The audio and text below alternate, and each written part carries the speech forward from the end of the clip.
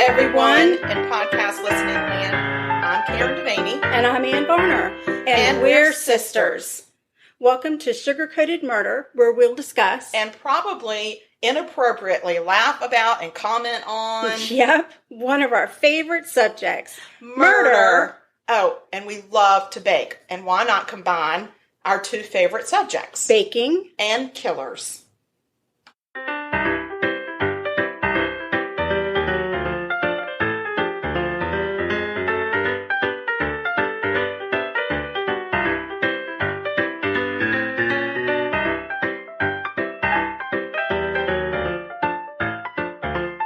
Hello, everyone in podcast listening land. I'm DeVanie. And I'm Varner. And we're sisters. Welcome to Sugar-Coated Murder, where we'll discuss and probably inappropriately laugh about and comment on. Yep, one of our favorite subjects. Murder. Oh, and we love to bake. And why not combine our two favorite subjects? Baking and killers. Well, good morning, good afternoon, or good evening, whatever time you're listening to this podcast. Hello. Hey, Sugar, we have a great and wonderful guest with us today, and it is a dear, dear friend of ours. Her name is Andrea. And Andrea, introduce yourself to the world. Hello, I'm Andrea St. Amand. So happy to be here today with you ladies. Yay! And talk about a murder. Yes, this is not a shorty, everybody. This is a full-on episode, and we've got a guest, and we're so excited. This is a first for us. Ooh, I didn't know that. Here we go. I know, it's a maiden voyage sharing murders. Oh my God. You know you've got a real friend when they want to come to your house and share murder. I'm telling you. I mean, we just don't have a lot of them. We don't. Few and far between. We have a lot of friends that enjoy our company, but they don't enjoy it. They don't want to sit around and talk about murder. They don't seem to. What is the matter with them? I feel like that's kind of negative on their part. A little bit. They're going to need to rethink some things. Yeah, I think they need to reprioritize their life. I agree. So what are you fixing for us today, Sugar? Oh, well, I know that when the people out in listening land hear this, it won't be Pie Day, but today is Pie Day. Yeah, 3/14. So I decided that I was going to make mini pies. I love it. I'm going to do a mini cherry pie and a mini apple pie. Yum! I've never made a mini pie before. I'm excited to see you struggle. To think of it, I've never even made a cherry pie before. Have you made an apple pie before? I did once for Thanksgiving. Yeah, our mom makes incredible apple pies, so there really is no point in us making them. Yeah, there really isn't. Unless we're going to be somewhere she isn't, and there's pie involved, which I'm not sure when that is ever. Well, when we're with her, she makes a key lime pie because she's mastered. That sounds amazing. She dedicated years of her life to trying out different key lime pie recipes, and she finally decided to take a little bits from different recipes, and she's made the perfect key lime pie. Perfect key lime pie. You will definitely have to partake in that one day because definitely it is an experience. And she actually taught my daughter one year for my daughter's birthday. What my daughter wanted was for honey. That's what our kids call her. To teach her how to make her key lime pie. So they got all of the stuff together, and my daughter went over to her kitchen, and none of us were invited, and they made key lime pie together. So now my daughter has been handed down the key lime pie recipe. But it's secret from you guys. I don't think it's secret. It's just that we don't bother. Yeah. We don't bother. Yeah. So, but Sarah has definitely successfully replicated that pie. It's one of those recipes where mom tells you what to do, but you know when she's making it, she does something just a little bit different because hers is always better. Right. And I think some of it is when you season your food, a little piece of you goes into your food. And I'm not saying it's your DNA. That sounds gross. But I'm saying it's your energy. It's your energy goes into that food. And I think that when you are a kid and you eat your mom's food, Trout doesn't have a mom, and so he's very upset. And we're talking about a mom and pie. But I'm going to bake him in a pie one day. Oh, Trout, be quiet. So while you're doing that, I'm going to start talking about murder. Yeah, let's hear it. I have a great murder. It's just a great murder. We would expect nothing less. Yes. Yes. Well, I will say that I've been sick for quite some time now. I've gotten my fill of murder shows lately. So this is one that I saw and it kind of stuck with me, and I thought, that would be a good one to talk about. We're going to talk about this 15-year-old girl named Alexis Oesterle, I think is how they call another complicated name. I know. Why can't I just find a Smith or a Jones? I don't know. But it's Oesterle, and I think it's Oesterle. Maybe that's what I'm going to say. But we're going to call her Alexis. Okay. And not worry about her last That name. sounds like a good plan. Yes. And this takes place in November of 2009 in Indiana, and it's Rockport, Indiana, which is in Spencer County. And I've never been to Indiana, but we have listeners there, so. I've been to Indiana. You were in Indiana? I went to Evansville, Indiana. Why did you do that? On the way to Branson, Missouri with a friend of mine. We drove from Virginia to visit her mother in Branson, Missouri, and stopped in Evansville, Indiana for half a day. Okay. So I've been there. You've been to Indiana. I'm so impressed. Have you been to Indiana? Yes, I have. Driving through because I went to law school in Chicago. Oh, So driving from South Carolina. It seems like Indiana is a drive-through state. It's one of those, I was there, I was driving through. I've never heard of anybody going, I went there on vacation for a month and I loved it. I'm not saying it's not a beautiful state. I think it's just one of those states that gets you we to just the next lost all place. of our listeners in Indiana. Well, hello, Indiana. We love you, and we would like for you to write to us and let us know the greatest vacation spots in Indiana, and we will be scheduling our next vacay there. Okay, so Alexis, she has been raised by a single mom named Jessica. Jessica started dating this man named Ryan Shelby in the winter of 2007, and the courtship turned serious, and Alexis quickly bonded with Ryan. She had always wondered how it would feel to have a dad, and Ryan checked all boxes for her. And she really embraced their relationship, and she really embraced Ryan as her dad that she'd been longing for, which I think is really sweet. She was dating him? No, let's back up. I'm so sorry. Yeah, I was Okay. hitting nutmeg. I'm so sorry. It's okay. So Nutmeg can be distracting. Alexis is 15. Oh, okay. Her mom, Jessica, is dating Ryan. I feel so much better about that. Okay. I do too. I feel so much better. Got it. So, Trout, we're going to ignore you because you're being a rascally rabbit. A rascally rabbit. A rascally rabbit. Or otherwise known as a rat finger. So, back to Alexis and Jessica and Ryan. Jessica and Ryan moved in together, and they included Alexis, of course, to move in with them. And Alexis thought, oh my gosh, I finally have the family that I've been longing for. So she was thrilled to have a nice family, and along came her baby sister, Aria. So now she really has a family. She has a sibling she had always wanted, a dad she had always wanted, a family, and it's just happy. That's happy so times. fun. I know. The end. Let's don't go any let's end further. it there because now That's it's going to be all downhill. So Alexis is very independent. She is a social butterfly, of course, at 15 years old. She enjoyed sleepovers with friends, and she did it often. And she wasn't always good about leaving notes when she left the house, but she was working on it. It was something that her now stepdad had said, you really need to work on letting us know where you are going. And Jessica, the mom, said, this is something that you do when you're in a family. So on November 2nd, Jessica, the mom, is at home with Alexis. And Ryan had taken Aria to see his family out of town. Oh. So he called to say he was having some car trouble and asked Jessica if she could come get him at a gas station. This is like 9:40 at night. Jessica left to get him. She didn't have a cell phone, so she was like, okay, I'm just going to go straight there. He had called her from his cell phone that he had, but she didn't have one. So she goes straight so she tells Alexis, I got to go get Ryan. He's broken down. He's at a gas station on the way. So as she's leaving, she notices that there's a black SUV that pulls up into the driveway and just kind of sits there. But, it's like as she's pulling out, this SUV kind of pulls up, and then she just doesn't think anything of it. She's just really mind on getting to Ryan and Aria. They pulled up in the driveway of her house. Pulled up kind of next to the driveway, and as she's pulling out and leaving in the rearview mirror, she kind of sees that black SUV pull up. And she's thinking it must be one of Jessica's friends. Okay. Alexis. Yeah. Thank God you're Thank here. goodness. Oh my gosh, we're going to get the story right this time. I know. I actually have a little bit of morphine brain left over, so I'm not sure I'm even here in South Kakalaki. So, Where am I? where am I? Where have I woken up? We're not in Kansas anymore. As she's leaving, she notices that Alexis comes out the door to head over to the SUV. So assumption is Alexis knows this person. Okay. Jessica goes all the way to this gas station, and there's no Ryan. Oh.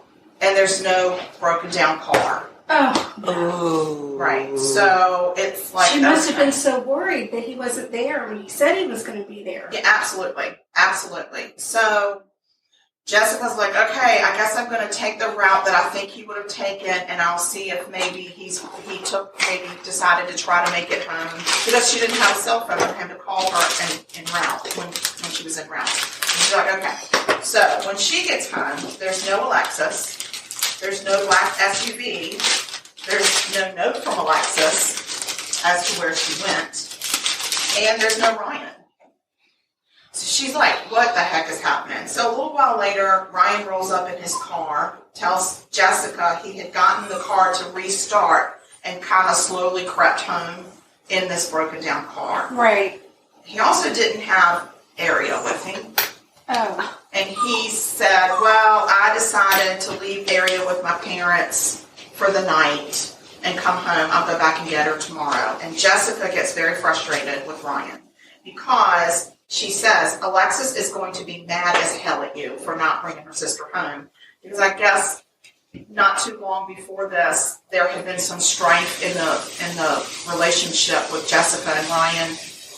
And he had taken off with the baby for 2 weeks. Oh my gosh. And so it really upset Alexis that he just like disappeared with her sister, baby sister. And she really kind of had a little bit of she still was feeling some butthurt over that. I don't know about that butthurt. She was, I wanted to say it really stuck in her craw, but I don't think a 15-year-old would say that. I think they'd say, I'm a little butthurt over that. So anyway. I don't think that's what they would say. I know. I'm just going to say right this minute. Karen, you're the first person, I've ever heard say that. So maybe you're channeling your 15-year-old. Yes, I've never heard that Don't before. say that. We don't say that, or People. nobody does it. I think nobody but you. Really? Yes. I don't know. I think I'm going to have to look that up. I think it's in the Urban Dictionary.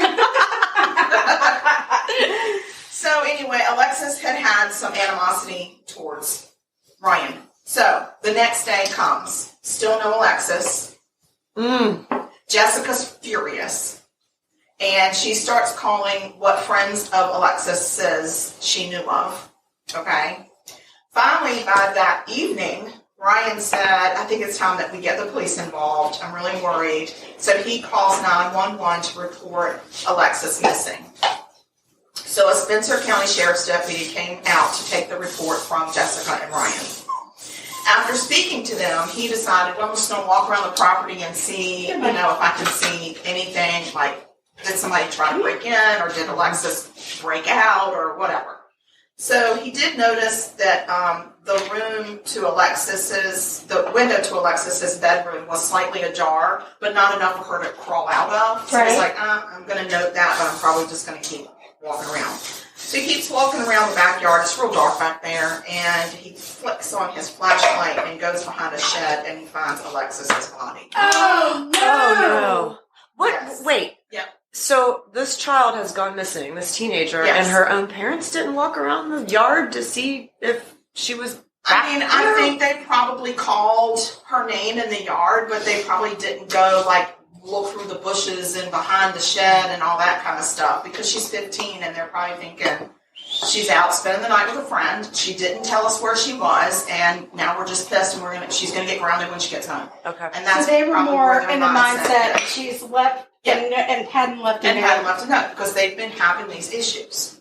So the deputy finds her, and he could clearly see that there were stabs to her body and her throat had been cut. Oh my gosh. Yes. Oh. So, and it really shakes up this deputy. So he goes back to the front of the house to Jessica and Ryan, and he asks them to please come get his car. And he sits them into the car, and he breaks the news. And Jessica just keeps saying, that's not my daughter, that's not my daughter, that's not my daughter. But unfortunately, it was Jessica. Oh. So the police officer takes Jessica and Ryan straight to the police station because, A, we've now got a crime scene. We need to remove the body. We don't want the parents to see us removing the body. It takes a little while when you're doing an investigation to remove the body, and it's not real pretty when you have to do that. So he's trying to shield the parents, and he's also trying to figure out what's happening. Yeah. What are we doing here, people? Right. So they go to the station, and they interview them separately. And their stories match up pretty much. The investigators then set out to find this unfamiliar black SUV. Because they're like, okay, this is the missing link. So they find the SUV. They interview the owner, and it turns out he's a friend of Alexis. Oh. And this is what he told them. He said, I arrived to hang out with Alexis as Jessica was leaving. I saw her leaving. Okay. Alexis came out to my truck. As they were sitting in the truck talking, they saw a figure in the shadows that walked through the yard. And Alexis said, I'm going to be right back. And she got out of the truck. Ooh. So he was like, okay. So he sat there for a little while, and Alexis comes back. Oh. And she's holding a kitchen knife, a big old kitchen knife. And he's like, what the heck is happening? And she said the figure that she saw was Ryan, the stepfather. They had argued about how Ryan had not brought Area back. And Alexis was pissed. And she said, I'm so mad I could stab him. Oh my gosh. So this friend of hers said, listen, I need you to calm down. I need you to sit in the car until I know that you're calm, and I'm going to need for you to give me that kitchen knife. Yeah. So he said she didn't get back in the car, but she handed him the kitchen knife, and he put it underneath his seat. He wanted it not in her hands. And then she said, I'm going back inside, and he drove away. That's the last that he saw. That's what he says. Last I saw her. Yeah. So how was Ryan at the house with Alexis when he was broken down in a car at a gas station? Where was his car? Where was his car? All of a sudden, some questions are like, okay. So the investigators, the first thing they do is they search the black SUV, and sure enough, there's the kitchen knife under the seat, just as he said, no blood on it, nothing looks afoul. So they believe this guy. Oh my gosh, this is not the way I thought this story was going to go. So they call Ryan back in for some questions. Right. Because now they're like, okay, this dude's saying that Alexis said Ryan was home, and Jessica and Ryan both clearly said Ryan was broken down at a gas station. Right. So who is this person that supposedly is Ryan at the house? Dun, dun, dun. Exactly.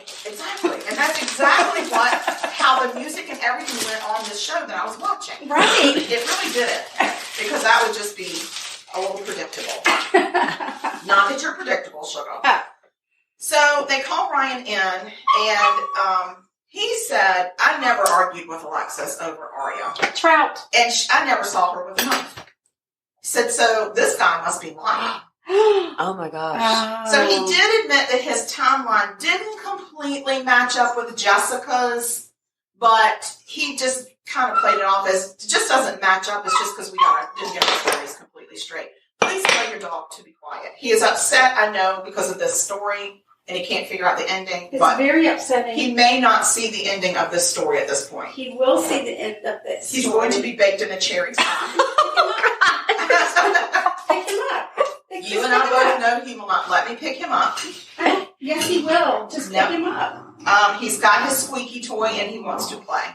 Okay. So, sorry out there, listeners, for this horrible destruction that we're having right now. He just doesn't feel like working. He's not in the mood to work. So, okay, let's get back to my story, please. Yes, the focus is on you. Please.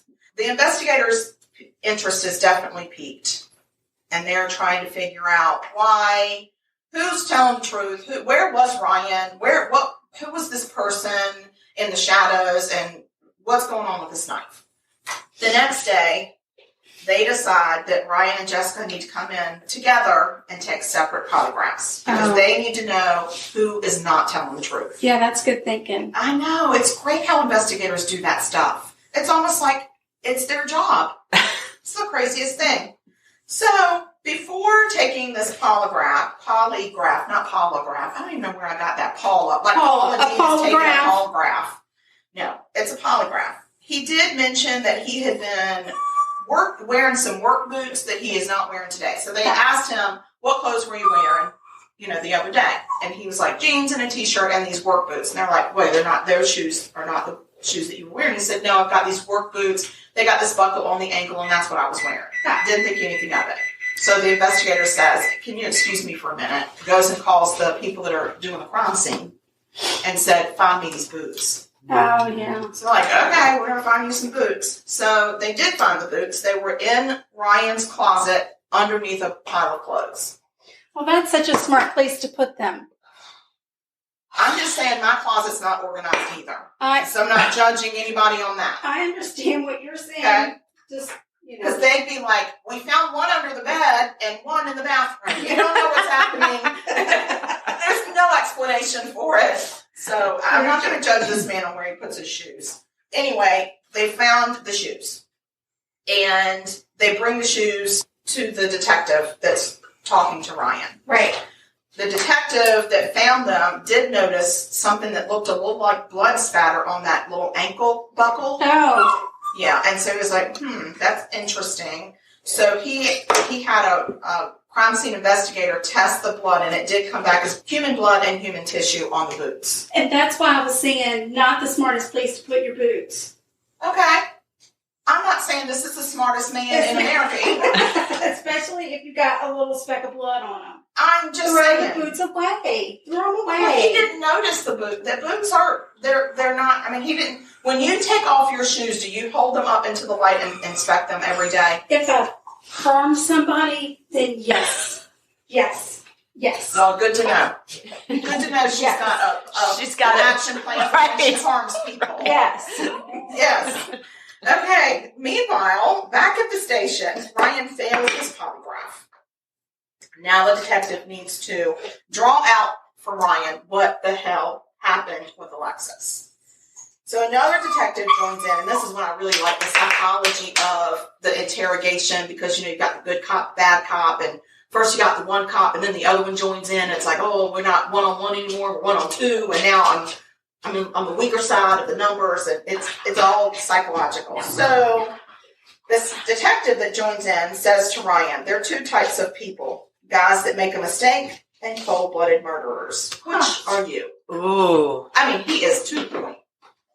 So Ryan breaks down, and he admits to the detective, Alexis did go after him with a knife, and he said he slit at her and then just kept stabbing.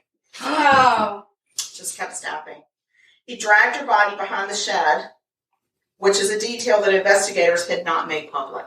Oh. So they're so smart, these investigators, what they release in public and what they don't. I love it. Meanwhile, Jess is still in the polygraph room. Polygraph, did I say it right that time? She's still in the lie detector room. And so this sergeant has to go in and inform her that her husband had killed her daughter. Oh, gosh. Ultimate betrayal. Just ultimate betrayal. So the murder weapon is never found. But there is surveillance footage that later shows what the story probably was. So Ryan is seen on closed-circuit TV, parking next to a nearby storage facility. I'm telling you, those storage facilities, they have something to do with murder all the time. They're bad news. And we have so many of them in this area. It's no wonder we have a lot of murders. Too many storage facilities. They're like on every corner, right? Yes. You think, and then look, in between. We're going to go to a restaurant. Bam, No. it's another storage facility. And it's like a 4-story storage What are you people facility. putting in there? Who's storing stuff? Do you have a storage? You've got stuff in storage, Andrea? I have a story with a storage building where I had to go on a case, and it was a accounting fraud case, and the people on the other side were really bad guys, and I had to go by myself with one of the bad guys into the storage facility to get these financial documents, and no one in my law firm would go with me. They were kind of laughing at me, I'm really scared to go into the storage facility. These are financial documents that are going to prove an accounting fraud. They're going to get me in there and take my knees out or something. God. I've never. Their knees, they're going to take your heart out. I've never been more scared in my life, but I did apparently survive. You did. Thank God. Oh my gosh, because we wouldn't even be telling this story right now. Huh. So sorry. No, that's a storage but you're right. facility. There's just nightmare, nothing terror. good comes from I it. agree. Nothing. So on closed circuit TV on this storage facility, they see that Ryan pulls up and parks next to this storage facility that's close by their home. And he turns off his lights in his truck, not in his broken down car. And he walks through the shadows towards their home. And he is then seen later on the same TV, closed circuit TV, running towards his truck and speeding away with no headlights. Oh. So he used this as a strategy, obviously. And somebody with a plan to kill doesn't normally do that. Right. Not normally. You know, you go to your house, you park in your house, you put on all the lights, and you don't run away without your headlights on, and that's, you know, you just go home. But this guy, obviously, he had intentions from the beginning. So they surmise that he intentionally lured Jessica, the mom, away with the gas station story, knowing that she didn't have a cell phone, knowing that she would get there and would be confused, but this was his way of luring her out of the house with premeditation. And so they come to the conclusion this was not an accident. This was not self-defense. This was pure, evil, intentional, calculated murder. Whoa. Right. So even though the defense tried to present Ryan at trial as a mild-mannered guy that was an Eagle Scout and was homecoming king in high school, even his pastor got on the stand and talked about what a great guy he was in the church. Really? Yes. Obviously, nobody bought that but them. So I have a statement that I'm going to read. Jessica made a statement, and it was too long for me to write because it was just too long. So at his hearing, she was asked to speak. And this is part of what she said. I'm sure she had a lot more to say. She said, November 2nd, 2009 has changed my life forever, and you will never be able to comprehend every beautiful memory I have of Alexis is destroyed. Your senseless actions destroyed her life before it ever started. Before she stepped down, she did make one request of the judge, which was to order Shelby to keep a picture of his stepdaughter that he killed in his cell wall. The judge said, obviously, she's not just dealing with the loss of her daughter, but also the ultimate betrayal of someone who's supposed to care for the family and take care of the family. And she wanted him to be reminded every day of what Alexis looks like and who she was and what he took from them and what he took from Lexi. Right. Yes. So he was convicted. He was convicted of murder.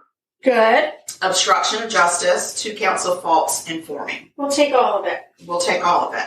He is given 55 years for the murder, 1.5 years of obstruction. All right. A year for 2 counts of false informing. He was then credited with the 960 days he had already served in jail, which really pisses me off when they do that. Sorry, I'm sure there's some legal reason for it, but I don't like it. And all of these run concurrent, which has become is it concurrent? When they all run together. That really upsets me, Andrea, law person. former law person. I don't understand why they do that. What's the point of even convicting somebody and giving them all those charges? And then saying, well, it's all going to run at the same time. Not 55 plus 1 plus 2 plus. What is the point? Can you explain to me what's the point? I cannot. I don't understand. This is such I have a real problem with this in our justice system, and I don't know who to ask to change it. I don't know who to talk to. I don't know who to write to. Who do I complain to? But I got a real problem. This, I am butthurt over. Oh, Lord, have mercy. It really sticks in my craw. That's better. That's better. Yes. Yeah, for anybody that's under the age of 30, they're not going to understand what that means unless they've still got a grandmother. Or you. So anyway, Ryan still maintains his innocence and continues to appeal his conviction. Whoa. He maintains his innocence. He says, even after he confesses, she came at me and then I slit at her, which, by the way, means that he either disarmed the knife from her or he had one of his own. That didn't escape me. And he still says he's innocent. He didn't do this. And he continues to appeal because that's his right in our law system to appeal. Now, is he claiming self-defense? He is kind of claiming self-defense, but he's claiming that he's innocent due to self-defense. Okay. It's like he doesn't even think he should be in jail. Wow. And what? So we don't know what his motive was to kill this child. His motive is because Alexis was on him like white on rice over this thing he pulled with Aria. Okay. And she's watching him like an eagle. Okay. And even though, so I guess he and Jessica had separated during that time, and then they agreed for the sake of the girls, they were going to come back together and try to make things work. And they were married. They had gotten married because Jessica's last name was Ryan's last name, but not Alexis's. But I think that Alexis was 15 years old. She probably got a little spunk.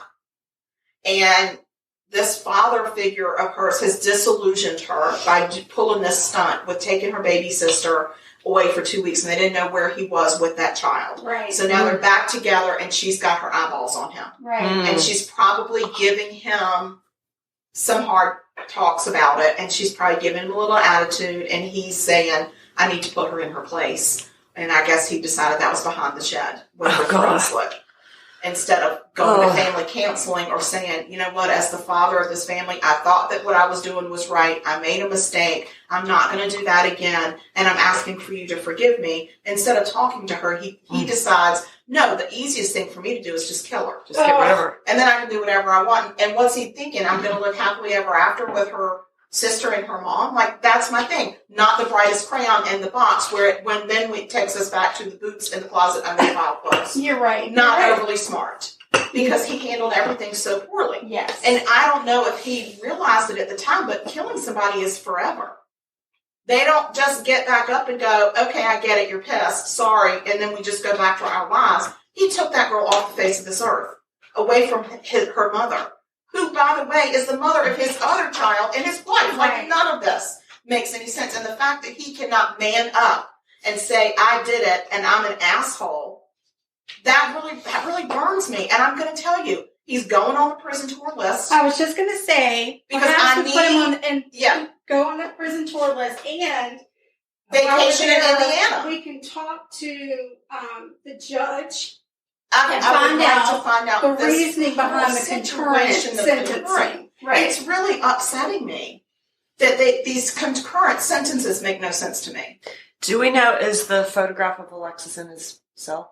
I don't know. I couldn't find it if it was or not, but if I need to find out, because if not, I am happy to mail him one every day for the rest of my life. I'll just mail him a picture of Alexis, because there were pictures in this article of her. There were pictures on the television of her. So yeah, I'm happy to do that. But this poor mom, what she's living with, she is a broken woman. Of course. She's a broken woman, and she is raising this daughter, that she had with this killer who killed her other daughter. I mean, what a juxtaposition. SAT word to be in. How about that? I'm impressed. Yes. Oh, it's the tea. It's the tea. It's the tiger tea. It really gets my brain going. It does. Gets the juices flowing. So that's my murder. That was good. It was a good murder. It was a good bad one. It's really, I mean, all murders are bad, but the details and the twist kind of got to me, because when I was watching it on television, I actually started looking things up, because I felt like it's an hour-long show with commercials, so you probably maybe get 35 minutes of actual story, and it wasn't enough for me. So I was looking this up and trying to figure out, what they weren't telling me. So some of this did come from the TV, and I think it was either Dateline on OWN, or it was something on Oxygen, because I don't have ID Discovery anymore, which really makes me so sad. And so that's where I get my murder film right now. You can't even watch ID Discovery on demand? No. It's just done. No, it's done. I'm done. Oh, we'll set up a GoFundMe page. I think so too. And also, I don't have the travel channel, so I can't watch any more of my paranormal favorites. And you're not going to be able to see my show. I will see your show, because I know people that have that. You know people? I know people. And I have it. I know. And we do know people. So we're going to definitely watch that. Let's talk about your show. Let's talk about it. Look at us. We're like Hollywood. So I don't have the travel channel either. What? Are you kidding? So you'll be over here watching with us. And actually, my sleepover. Yeah, my husband right now is calling it the no travel channel, because there's no travel right now. There's no travel. That's true. He's so smart. The show is called True Terror. It's hosted by... True Terror? True Terror. Write that down. I'm so excited. It's hosted by Robert Englund, who is, of course, Freddy Krueger. Yes. Did you get to meet him? I didn't. And in fact, I did reach out to him through his webpage, to his people. And I said, hey, I'm like on the show. And of course, I didn't hear anything back. So yeah, I'm a paranormal expert because I'm a psychic medium, and I'm a paranormal expert on this show. They're taking stories that were printed in the newspapers as true through the 1900s and up till modern day. And then they're kind of doing a deep dive on those stories, like what you guys are doing with these murder stories. They're taking a thing and they're saying, okay, were these stories actually true? What was going on behind the scenes? Did they end up just being legends? Did they, what was really going on that a newspaper actually reported some of these crazy things? And I will tell you the stories that I'm involved with. They are fantastic. Oh, I can't wait. Fantastic stories. So when does this air on the Travel Channel, on the No Travel Channel? Starts March 18th. Oh my gosh, that's the day before my birthday. Happy birthday to me. Yay! That is a great birthday present, to be honest. I'm impressed again. Yay! That's very exciting. So when we went to talk to Carol, our friend, she's a mutual friend, we did a shorty with her, and we talked about how she's never seen the movie Practical Magic. I know, which is we one of love our that faves. movie. Yes. So we were thinking that our friend Farmer Katie, another mutual friend, could maybe do an outdoor screening of, and on the side of one of her buildings, and we could do like a campfire and love that idea. Do a little sisterhood of Practical Magic I screening. love that. With the goats, because Katie has goats. Yes, with the goats involved, although I think they get put to bed when it's dark, but that's okay. They can stay up And late Carol's that night. daughter has the projector for the outside movie. And then we just need a speaker. We can rent a speaker. It's easy to do. And then we can just do like a little screening. And I'm thinking it might also be fun to do some of these shows. That would be fun. Yeah. That would be fun. Farmer Katie has no idea what her life is like in the next couple of weeks. She has no idea. I think we need to go make a visit to her and take her a pop. Will they send you a tape of it? Or no, I have to figure that out. And I have, a couple days to do that. Well, I have to figure it out. Please feel free to come watch it on my TV. Yeah, thank you. So fun. That'll be my birthday. We'll get together on my birthday and we'll watch it. Yeah. That'll be so fun. Hopefully all my parts aren't edited out. Oh my gosh. Like that episode of Friends when Joey's part is edited out. Everything we talk about relates back to Seinfeld or our friends. Oh, Friends. Yes. Yeah. Right. Or our small community of our psychic medium friends that we met through Carol's class. Everything ties back to that. And, by the way, everything ties back to murder. Yes. Yeah. Can we have some more water, please? Absolutely. Thank you. And then, Sugar, after you hydrate our guest, I would like for you to tell us where you are and what you've done on your mini pies. Okay, I'll do it. I will do it. So, one thing I can tell you about baking pies, this wonderful company called Pillsbury has mastered the pie crust. And it's crazy because the stores seem to still have pie crust. They do. And even though we're all out of toilet paper and hand sanitizer and meat and frozen food. Right. Yes, at all the grocery stores. They still have pie crust. Coronavirus, they still have pie crust. Yes. So there's not a run on that yet. Yeah. So I just used Pillsbury pie crust. And I took a ramekin that I have.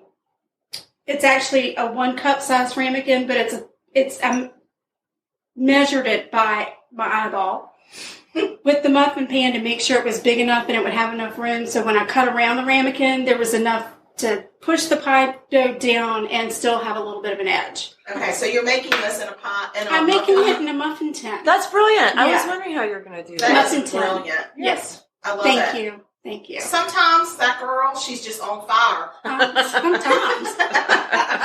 So the apple pie, I just did apples, a little bit of sugar, a little bit of brown sugar, some vanilla, cinnamon, nutmeg, and though the recipe doesn't call for it, butter. Yes. Because butter makes everything better. It does, and nothing goes good with no butter. Yeah. You can't have butterless pie. That's true. Who's ever heard of that? I never.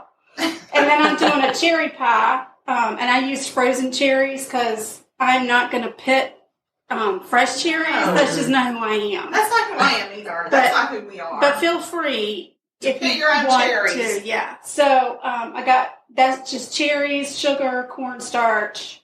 Got those together, and then I put a special decoration on each of my pies. I'm so excited. We'll see what happens. Oh, I can't wait. The picture's going to be awesome. We'll see what happens. So far, you've knocked it out of the park. I know, but Everything there's you tried going to be a decorate. time when I don't. This could be the day. Well, Not on there Pie is Day. something called Yes, photoshopping. Yes. We'll So fix it. So we it'll still look have brilliant. time. The pies are in the oven cooking, and now I think that Andrea should tell us a story about murder. This is so exciting because Andrea came with her own murder. I do. I come equipped with my own murder. She's I unpacked this murder for us. So Okay. you have the floor. Are you ready? This Ready, murder, ready. I realized on the way over, we are coming up on the 100th anniversary of this murder. Wow. So ironical. Ironical. It's crazy. I know. I know. So The timing. April of 1920 is when this event took place. This is a murder that is in my family That's crazy. in Fayetteville, West Virginia. All right, up in the mountains. Up in the mountains. Now, back in 1920 in West Virginia, Fayetteville was actually a booming town because of coal mines. Oh, okay. My great-grandfather was a newspaperman, owned the local little newspaper shop. He was also a United States congressman. Oh, People- fancy. Fancy gloves. Fancy, right? People loved him. He was a working class kind of guy. Mhm. And the miners loved him. He was very pro-union, which that was a big fight going on back then. But the working class of people absolutely adored him. Nice. Yes. He had a bunch of children. His oldest daughter was named Della. That's nice. Della Taylor. And as luck would have it, the way the property was laid out, my grandparents, no, I'm going to say my grandparents, but these are my great-grandparents. Okay. Right. They had property right next door to my granddad's mortal enemy. Like the Hatfields in the Yes. place. Oh. And the property next door was owned by a judge. So also no. a very powerful, influential Yes. man. Oh, The wow. judge versus the congressman. Exactly. Ooh, They politics at hated play. each other. And in fact, there were Awesome. constant letters and in the newspaper that would be printed about them going back and forth on politics, Oh and my gosh. the judge was accused of being corrupted. So, Oh, lots that's of wrong. animosity there. Now, the other interesting thing about my family is that my great-grandmother was a medium. What? And they would always hold seances at their house in the parlor. In the park. And it was very Yes. formal. They had to draw the Yes. curtains, and they would light candles, and they would hold hands in a circle, and people would come from all over the state to attend my grandmother's seances. That's cool. So some of the ancestors, or the descendants, I should say, that think grandma was real, the real deal, and the other half of our family thinks she was making the whole thing up, and she had a cane under the dining room table, and she would be Oh. rapping on the table and be like, "Oh, that's a sign from the beyond." That's so funny. So, we don't know. But Della, when Della was 18 years old, she falls in love Aww. with the wrong guy. Aww. She falls in love with the judge's son. That is scandalous. Oh, It my is scandalous. word. It was totally scandalous. That is crazy. Now we got Romeo and Juliet. We Yes. do have a Romeo and Juliet. So the judge's son is named William Bennett, but he went by Bennett. All right. So Della and Bennett run off together. Oh my goodness. They end up getting married. They come back. They end up living in the judge's house. Oh. Okay. Now, right during this time, too, Prohibition just hit. Mm. January of 1920, Prohibition hit. But up in the mountains of West Virginia, long before Prohibition was came about, people were making moonshine anyway. Heck yeah. And selling it, but not doing it illegally so they wouldn't have to pay the taxes. Sure. So the federal government was always coming into West Virginia to try to catch these people selling illegal moonshine. Now, the irony of all this, well, I don't know, tell me if this is ironical or not. I will let you know. One of the judge's duties was that when liquor was legal, you had to go get a permit to sell liquor. Okay. And who was the one giving out the permits but the judge? The judge. So he got to choose who got to sell liquor in southern West Virginia. Right. So I'm sure Okay. some bribery was going on there. A little bit. Greasing the palms. Right. But he's the guy. So after Prohibition hits, nothing really changes with the liquor distribution thing. People were still, there was rumor that the judge was still involved and still overseeing who got to distribute illegal liquor. Wow, interesting. Interesting. Yes. So it was alleged that he was in charge of what was called the whiskey ring. Oh. So once liquor is illegal, now we're talking about these people running moonshine. It's more like drug dealers today. Absolutely. Sure. You know, and it was dangerous. Yes. It was very dangerous. And when you have the feds coming after these drug dealers, these moonshiners, whoever had the fastest car would be who won. Sure. So a lot of the moonshiners would have to run, like make these whiskey runs and be dodging the feds. So moonshine running, I mean, it sounds a little funny. It was dangerous. I mean, it was like running drugs today. Oh, yeah. And there would be shootouts. It was rough. So April of 1920, Della is living in the judge's house, and Della is newly pregnant. Aww. Not sure that was like totally known yet. And Della and young Bennett they're having a very tumultuous marriage. Uh-oh. Yes, and Della was prone to bouts of depression every now and then. But she also, being newly pregnant, her hormones were probably off the And she's chain. also living with a family who has never been friendly with her family, and she's not able to see her family, and she can see her property, Yes. but knows that she's not welcome there, Right. and she's estranged from her family. So I'm sure there were so many layers upon layers of issues that would cause you depression, and the pregnancy on top of that, which now she's not being able to share with her siblings, her parents, her grandparents, multi-generations in her family. They don't know. She was disowned by her father. So that's just awful. She was disowned by her father. But not necessarily the siblings but yes, there was a lot of animosity. And here she is living in the judge's house, and it was just terrible. And her husband, this one Saturday afternoon, says, I'm going to go run to town. And that was, what that meant was, I'm going to go make a whiskey run. Oh, Right. okay. And she begged him not to go because, one, she wanted him to get out of that business, and she knew it was dangerous. But two, we don't really know. We don't know. She was just saying, "Don't leave me alone." So we don't know if she just didn't want to be left alone in the house, or didn't want to be left alone with the judge who doesn't like her. Right. We don't know. We don't know what was going on. But she's like, "Don't leave me alone. Don't leave me alone. Don't leave me alone." And he's like, he goes off. He returns several hours later, and Della is found lying on the floor of their bedroom with a gunshot wound to the head Della. and a suicide note in her hand. Oh, no. And young Bennett, her husband, goes crazy. He starts wailing and wailing and wailing. He runs out of the house. There was nobody else in the house. Apparently, there was a 8-year-old girl who happened to be on the street. And he said, "Run, get the doctor. You got to get the doctor." But he's screaming, "It's my fault. It's my fault. It's my fault." Oh, no. So by the time Della's dad comes with the doctor. Now, this is 1920. There was no sense of preserving a crime scene. Right. So they get Della, they pick her up, they put her on the bed, they lay her out.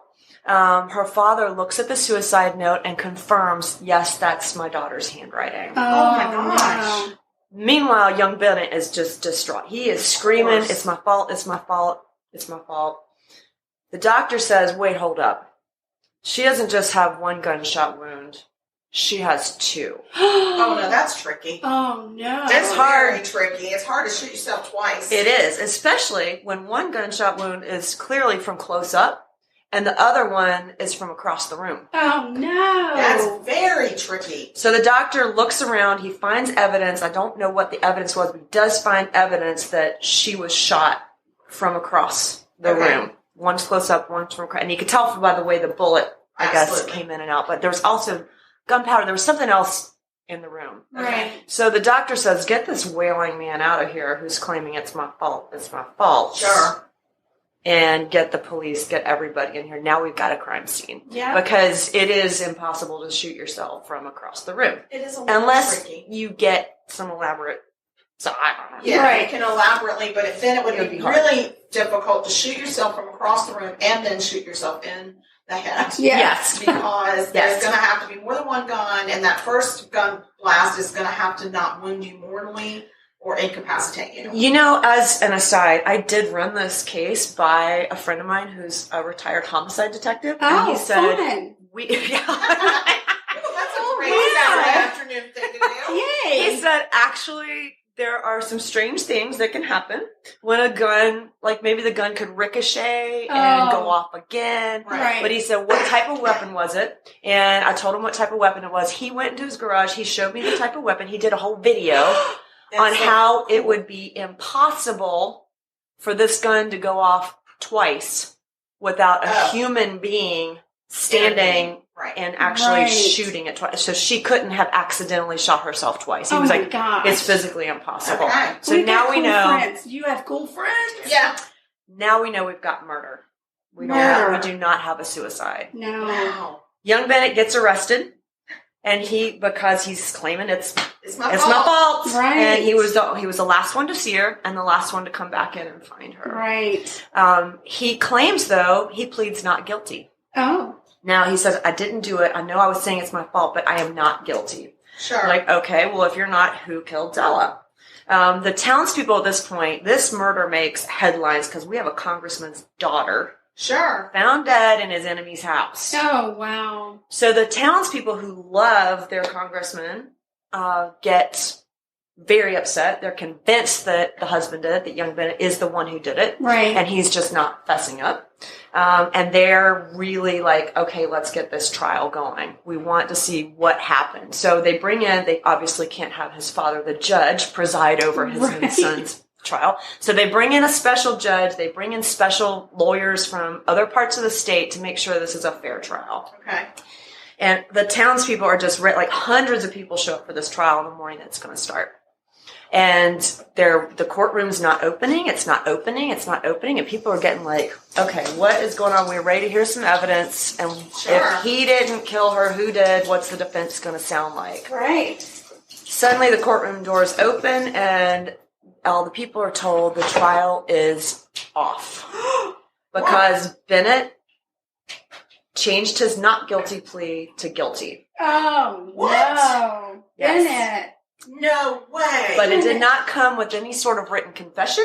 It didn't come with any sort of explanation of what actually happened. So the people actually get upset because they're wanting to hear what happened. So they go away. Now, back in that time, you could buy a pardon from the governor. Oh, how fancy. What? Yes. Oh, I love that. There's a trick. You have to either plead guilty or be convicted of a crime first. Yes.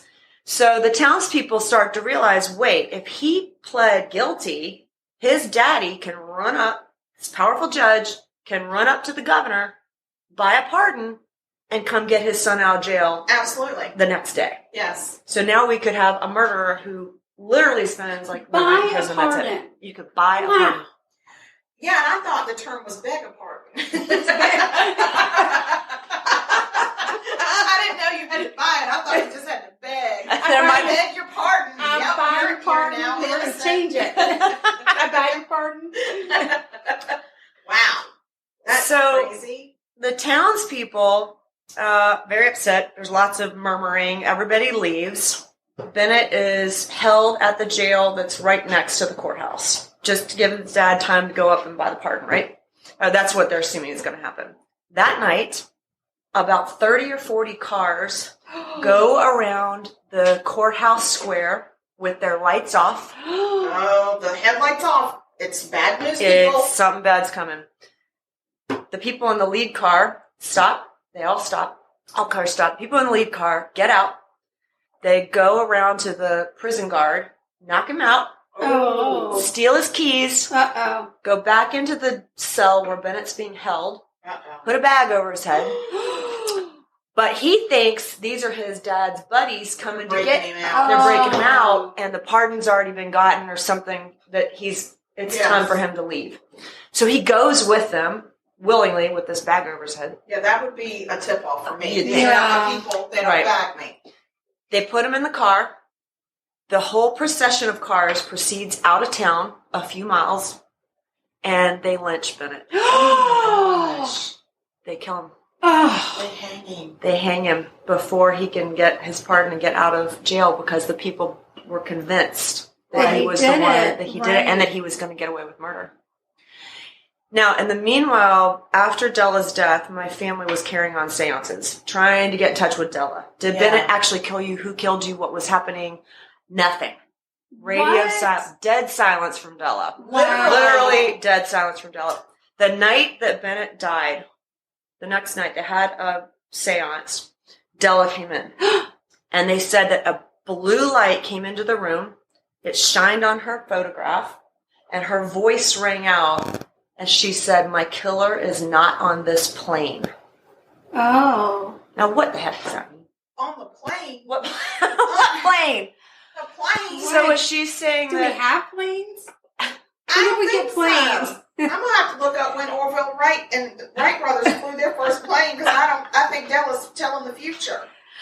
Well, we don't know what she was talking about. Was she saying... It could be like the plane of the earth or this world or... plane of existence that she's on, and her husband is with her now, and she's saying, "My killer is not with me. You guys got the wrong guy." Della needs to be more specific. FYI, December 17th, 1903. So there were planes. So there were planes, but I don't think that she was talking about that one. I don't either. No, I believe Della because I think this smells very highly of the judge's work. See, that's what so many other people think. Because I ran this, of smells course. like the judge. I think that he convinced forced his her son. I think he to write a said, suicide note, I think and so then he too. killed her. I think he did. And I also think that he was pissed off that she was preggers.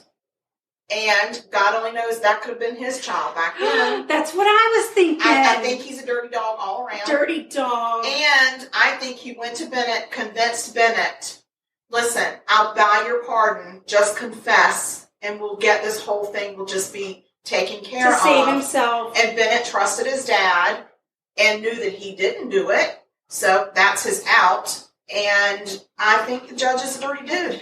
You have nailed what other people think as well. My dad thinks the same now thing. Now I'm in your family. You are. And our detective friend thought the same thing. Oh, he did. Yes.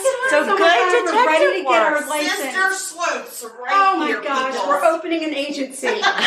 Yes, and there will always be cookies and muffins. Oh yes. And pies. And pie on pie day. Well, Wow. yeah, Wow. it's a horrible And story. that's it. It's a horrible story because both of them ended up dying. Yes, just like Romeo and Juliet. And I do want to make Virginia style. Right. I do want to make a comment. Yes. Because about how about the legacy of murder. Because there is one. I'm sure there is. And there is, it's not, I mean, of course you have the grieving families immediately, but after that, Della's dad, I mean, his heart was broken, and he was not a great loving father that he had been to the remainder of his children. I'm sure. He was very cold, very removed, and my grandmother, whose name was Hattie, she was Della's the next sister down. Okay. And she lost her older sister, who she loved. Of course. But she then also lost her dad. Yes. Because suddenly her dad wasn't there. And I wonder if there was animosity towards the dad because he had disowned her. And perhaps maybe the thinking after a while could have been some bitterness towards him as well. And I'm sure he had horrible guilt.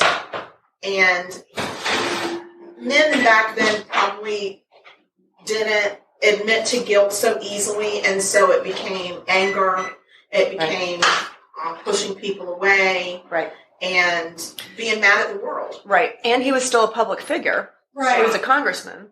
But from what I understand, my grandmother just never, she could never get the fatherly guidance and attention that she needed, and she also...